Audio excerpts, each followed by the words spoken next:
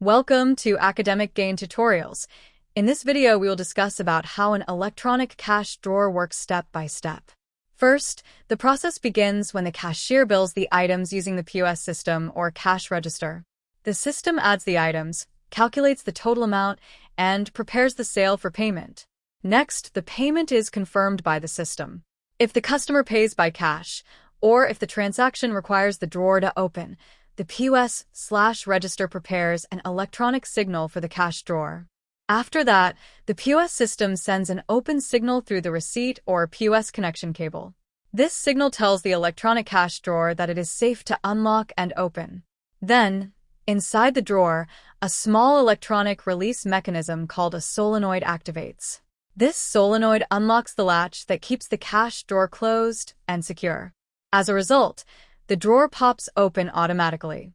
A spring-loaded mechanism pushes the drawer outward, allowing the cashier to access the till compartments. Next, the cashier handles the cash.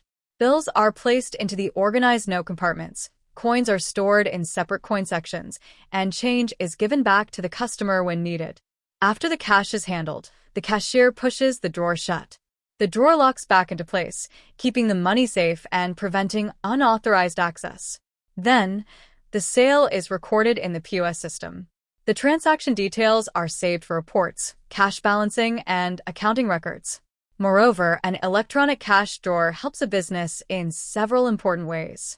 It opens automatically during sales, stores bills and coins in order, improves checkout speed, and keeps cash secure and organized. Finally, at the end of the day, the cashier counts the cash in the drawer, matches the cash amount with the sales records, and prepares a summary report for accounting. This helps the business check accuracy and maintain proper financial records. If this short video was helpful, give it a thumbs up and subscribe to the channel. Thank you.